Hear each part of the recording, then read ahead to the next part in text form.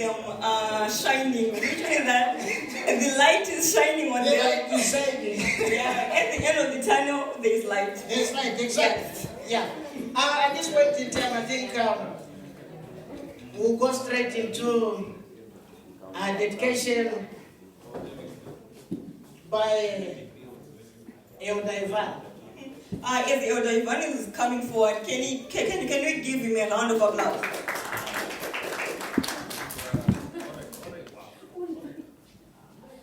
Bon appetit to all. Lady, gentlemen, congratulations.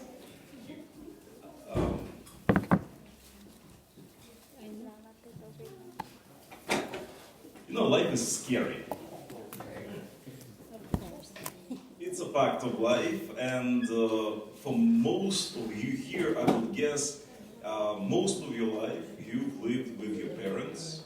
They took care of you, and they kind of made decisions and all these things, and it is very comforting. I think you would agree with me. Of course, there is a desire to step out, there is a desire to make your own path in life, and it's normal, but then when you actually get to it,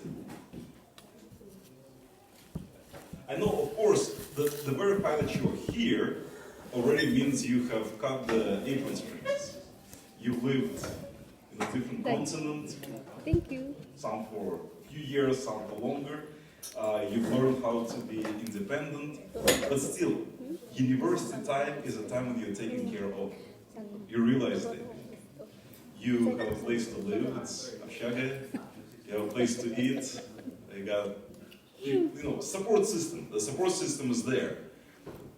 And suddenly, I don't know what your plans are for immediate future, but usually graduation means you're gonna go out and step into the adult world. How do you feel? Marami pang darating. Maubos yan.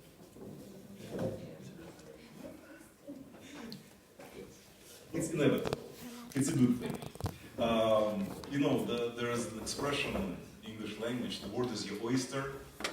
I never really understood it, but very often in this situation people talk about graduates, a place you'll be, a place you are, that the world is at your feet. You can go and, you know, take it. And there are no limits, and you can do anything you want. And to a certain extent it is true. And that's the good thing. Because there is nothing stopping you anymore.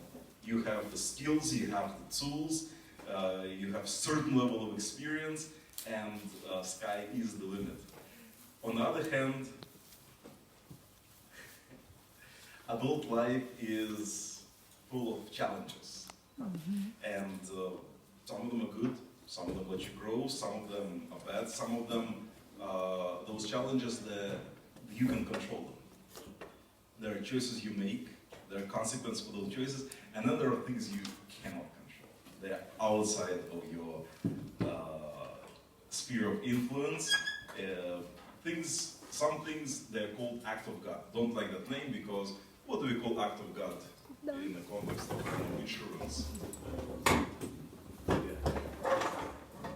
Can you tell me please, what is an act of God from the point of view of, insurance company?